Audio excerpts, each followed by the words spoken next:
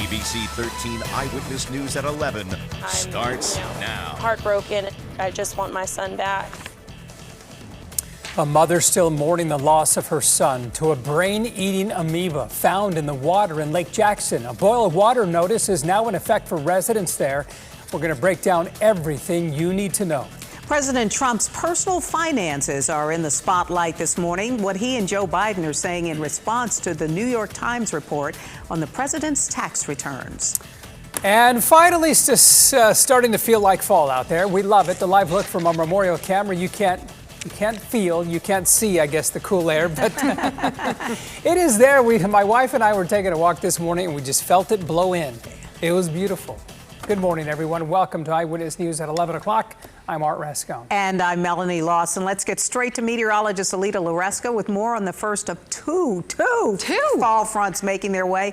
I have one word for you.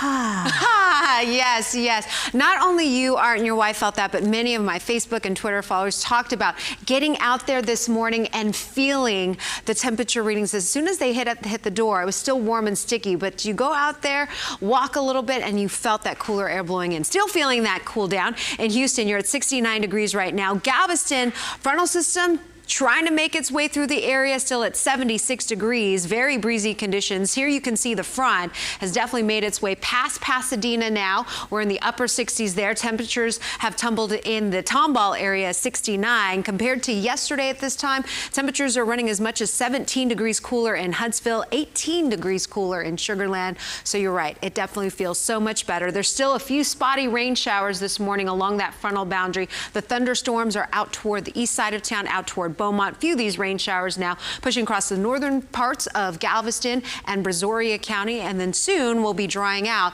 But these winds are going to be a big story for us throughout the day. Right now they're between 15 to 25 miles per hour. These are sustained winds gusting closer to 30, even 40 miles per hour. So a wind advisory has been issued for much of southeast Texas through at least 9 o'clock this evening. So we will get some sunshine in here later on today, and temperatures will quickly fall off overnight tonight as those clouds clear. We'll talk about those morning temperatures. By tomorrow morning, you guys, maybe a light jacket will be needed. Oh my goodness, that sounds fantastic. Thanks so much, Alita. Well, we want to get to some incredibly important information in Brazoria County today. Yeah, a boil water order remains in place there in Lake Jackson after a deadly amoeba was found in the city's water system. Governor Greg Abbott has issued a disaster declaration for Brazoria County, saying the state of Texas taking swift action to respond to this situation. He urged Lake Jack residents to follow local guidelines and take precautions to protect their health. That means avoid getting water in their nose or sniffing it as well. It basically says you have to boil the water before you use, and also with that, you can take a shower, but you obviously got to try not to get the water in your nose and things like that to present any type of infection. We're just trying to stay calm and do what we can, so we can, get through this like we've gotten through a lot of other different crises together. The National Guard is helping to distribute bottled water. They plan to continue until the problem is solved, and certainly we're going to keep you updated right here and on ABC13.com. Well, the death of a 6-year-old boy is really what sparked the investigation into the water in Lake Jackson. It was on September the 3rd, Josiah McIntyre complained to his mother that he just wasn't feeling well. Well, doctors soon discovered a horrific thing. Josiah had the brain-eating amoeba in his body and was extremely sick. This morning on Good Morning America, his mother said he tried to fight off that amoeba for several days, but it became too much for him. As a parent, for it to go from something like a headache to a brain-eating amoeba, it's a hard pill to swallow. Well, only days before he got sick, Josiah played at a splash pad in Lake Jackson. After he died, city officials shut that down and used a private company to test the water. The test first came back negative, but a second, more sensitive test last week, recommended by the CDC, turned out to be positive.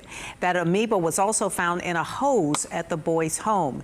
Now, it remains unknown exactly where the amoeba transmission may have happened, but as we say, that poor little boy lost his life as a result. Oh, that is so So sad. Terrible. Well, this morning we're also looking into getting a closer look here at the brain-eating amoeba known as Naegleria fowleri. CDC says it is commonly found in warm, fresh water like lakes, rivers, soil. The bacteria infects people when water containing the amoeba enters the body, usually through the nose. But health officials also say you can not get infected by drinking water that contains the amoeba.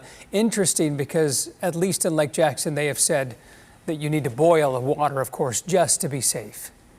Well, if you want to know more about the dangers of brain-eating amoebas, we have the 8 things you need to know right now on abc13.com. But again, they recommend that you not do anything where water might enter your nose, whether that's swimming or splashing around. In the meantime, though, you can get all that information on our website, abc13.com. All right, other news this morning, a wheelchair-bound woman sadly dead after being hit by a car this morning in West Houston. Sky Eye video out of the scene there about 6:45 this morning, Westheimer near Dunvale. Houston police say that woman was hit while crossing the street. The driver did stop and did not show signs of intoxication. Officials are trying to figure out if the victim was in the crosswalk and who had the right-of-way at the time of the crash. Still trying to figure that out. Meantime, a wild chase spanning nearly 50 miles, all caught on video. Overnight, our TransStar cameras followed along as deputies chased that couple of burglary suspects. It started in Pasadena around midnight. 1 o'clock in the morning, a spike strip stopped their pickup on the Hardy Toll Road south of Aldine Bender, not far from the Bush Airport. You can watch as that pickup, you saw it there a little bit earlier, just go off to the right-hand side. You can see the people running. There they go, trucking across the street, and of course, followed by the deputies. Our camera zoomed in. You can see one of the suspects there on the ground. At one point during the chase, the suspects dropped a welding machine. He and other guys were arrested as well. No word yet on what the charges may be, but they were all apprehended, fortunately. Well, we want to get you caught up this morning on the latest coronavirus cases here in Texas. Yesterday, more than 1,200 new cases were reported across the state, and that brings the total number of cases in Texas to more than 735,000, nearly 750,000. In Houston and Harris County, total number of cases more than 141,000. And another local school district began in-person classes for the very first time today. Yeah, the districts, one by one, they're getting their students in class. ABC 13's Jeff Healy now with a live look at the first day, what it was like in Fort Bend County. Jeff, how did it go? Went pretty well, Art. Good morning to you and Mel. This morning, some Fort Bend ISD students returned to campus for the very first time this school year. Pre-K and kindergarten students are among the first to return to school as part of the district's phased-in approach to welcome back students who have opted for in-person learning. Now, over the past several days, the district tweeted out different tips for those who are returning to class, including bringing a bottle of water since the fountains are turned off, and to bring easy-to-open snacks since staff really can't help the students in order to maintain social distancing guidelines. Now, we spoke with one mom who also works as a crossing guard at Settlers Way Elementary about how she's feeling as her kindergartner, you see her right there, begins her very first school year. There's always a worry. There's always a worry about any child going to school, you know, with the safety and precautions, but hopefully that, when we reach that step, there's always something that's going to happen that's going to be provided that their safety comes first. It certainly does. Goose Creek ISD also returning to in-person classes this morning. We want to say from all of us to all you students out there, good luck this year. Hey, Jeff, I've got a quick question for you. Now, in Fort Bend, it's not everybody who's going to in-person classes, right? Parents actually had to opt in? That's right. And so many districts are doing that, Mel. I know where my kids go to school, it was opt-in. What do you want your kids to do? What do you feel comfortable with, and what does your child feel comfortable with? So right now, early on in the school year, it's phased in depending on what the parents and the kids decided they wanted to do. Well, Jeff, and most of the kids, at least a lot of the friends whom I've spoken to, it seems that a vast majority of them want to get back into the classroom. Yes, that's kind of the debate we were having at our house. The kids want to go back. They want to be with their friends. They want to be in the classroom. Sure. They want to have that camaraderie and kind of hang out with their buddies and stuff. Parents, we see what's going on with the coronavirus and we're a little bit concerned, but I think the school districts that are doing this phased in, allowing parents and students to have the options is probably the best thing to do rather than sort of a blanket one-size-fits-all. Right, right. All right. Very good. Thank you, Jeff. Appreciate it. Houston ISD, by the way, joining other local districts by launching its very own COVID-19 dashboard so that parents can be aware of active cases among students and staff members. It is set to launch in about 2 hours at 1 o'clock this afternoon. Well, the Houston Astros hitting the road for their first game of the postseason run.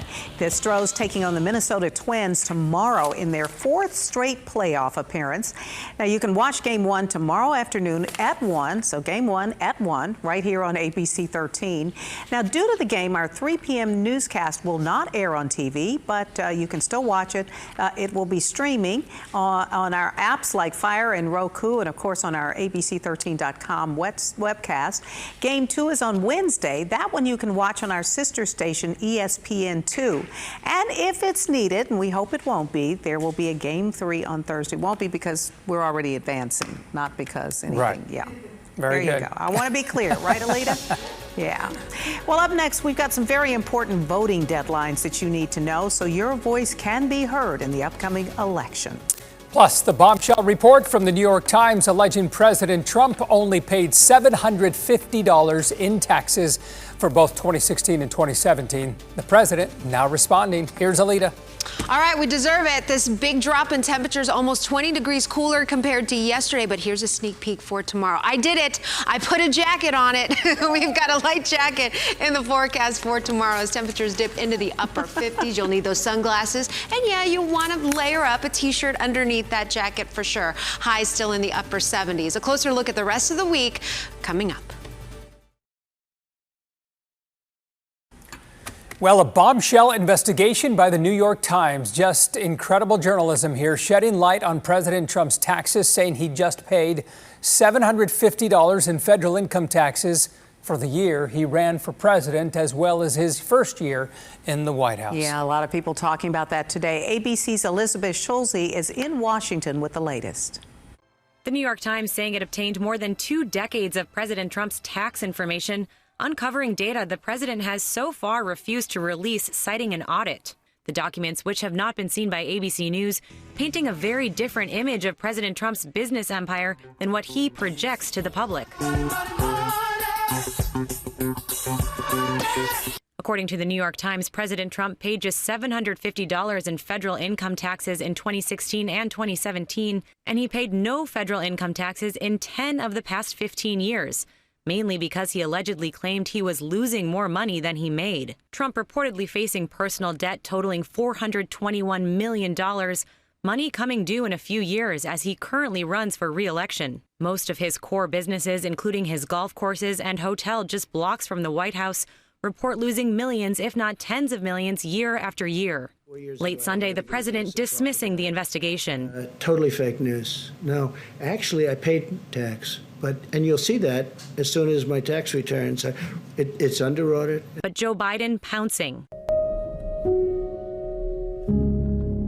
Releasing a new ad highlighting the tax burdens of teachers, firefighters, and nurses, totaling up to $10,000. The president's personal finances now likely to be a topic tomorrow night during the first presidential debate in Cleveland.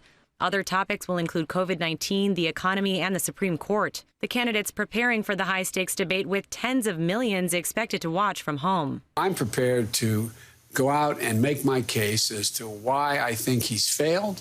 Tomorrow's debate will look a little bit different than in the past because of the pandemic. While the candidates won't be wearing masks on stage, they won't be shaking hands either. Elizabeth Schulze, ABC News, Washington. All right, Elizabeth, thank you. And by the way, tomorrow night, you can watch the first presidential debate right here on ABC 13. In fact, ABC News will have 3 hours of coverage beginning at 7 p.m. And the debate starts at 8 o'clock. By the way, the moderator is Fox News' Chris Wallace. Don't forget, your last day to register to vote for the November election is Monday, October the 5th. That is a week from today. Early voting starts October the 13th. The early voting period was extended due to the pandemic. The general election is Tuesday, November the 3rd, but during that early voting period, you can vote anywhere, remember. Yeah, that's what's so nice and convenient. Yeah. Well, if you're not sure whether you're registered to vote, you can go and check your status at iamavoter.com. Nice and easy, iamavoter.com. The site also has instructions on how to register if you have not. You can even request a mail-in ballot if you need additional help. And that is 1 week from today when it ends, that early voting period to register at least. All right, well, you can look forward to some big savings because Amazon Prime is kicking off soon. For the first time, the annual sale is happening in the fall, just in time for the holidays. It begins on October the 13th through October the 14th at midnight. You can get deals on smart TVs, speakers, and more. Most of the deals are limited to Prime members with a subscription, but you can sign up for a 30-day trial. We have a list of deals that you can get right now instead of waiting for the sale. Well, this sounds like a 30-second commercial. I'm sorry, but man, isn't that what we just heard? Now, but I know you'll be on your computer at midnight, so there I guess you go. Amazon has sort of tipped that level of transcending whether it's a commercial or not. It's not yet a government it's agency, news. but you're right. We all talk about it all the time, and I know someone who's going to be shopping with her fingers that day. Miss Alita Loreska. I know you're already. I already got the invite, guys. I'm part of it. I got it. I already added it to my calendar. It's good. Do I see the category shoes right there? Maybe. All right, tropical development. Quickly, I want to show you an area, guys, hatched by the National Hurricane Center for potential development. Right now, it's got about a 30% chance during the next 5 days. Here's the good news. We've got these fronts rolling in. We've got one this morning. We'll get another one later on this week. So anything that does tropically develop in this area right now, no threat to us here along the Gulf Coast. I'll have more details on the rest of your forecast and more on another front coming up in just a few minutes.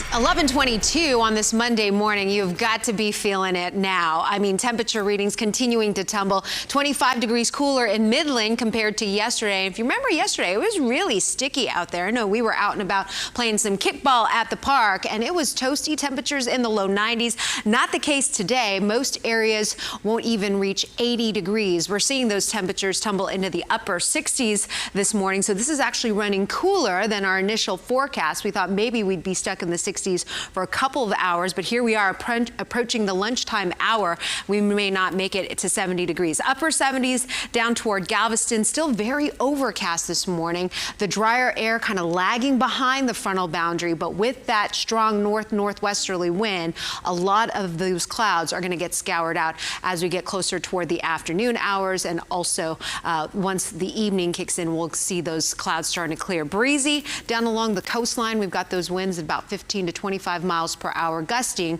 closer to 30 and 40 in some spots. But there, a thin line of rain showers still moving across the area. Some of the heaviest rain and storms really featured over the western parts of Louisiana. Starting to see some of those rain showers clipping League City. Those of you around Kemah, the Baytown area, saw a few raindrops, but most of that will be clearing out, as I mentioned, by the afternoon. Look at these northerly winds. Those winds are going to be picking up throughout the afternoon. Right now, those wind speeds generally between 15 to 25 miles per hour, but these are the future wind gusts, and we're looking at between 30 to 40 depending on where you are. But most areas should start to see those winds dying down later on tonight. So this afternoon, temperature readings, if we see that sunshine, will warm up in the mid to upper 70s. And then tonight, with that clear sky, the winds should slowly weaken overnight. Those temperatures should drop off somewhere in the low 50s up to the north. Meanwhile, closer toward Houston in the upper 50s, getting even cooler as we get into Wednesday morning.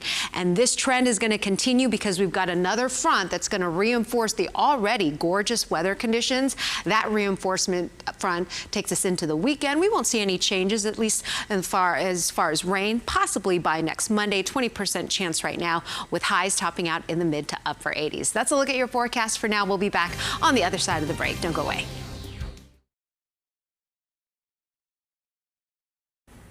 Well, Houston will unveil a memorial today, a very important and moving memorial to Black lives lost in what some are calling racial injustice.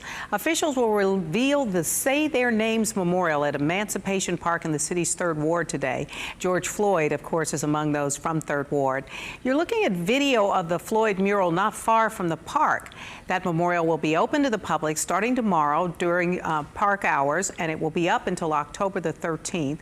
There are several such memorials being set up across the country, so you'll want to try to stop by and see that. Alita?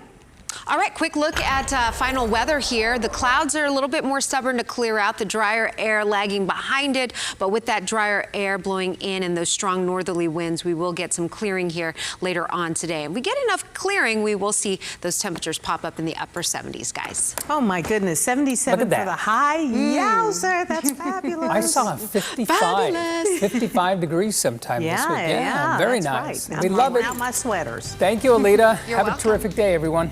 Great to have Alita here. We'll see you at 3.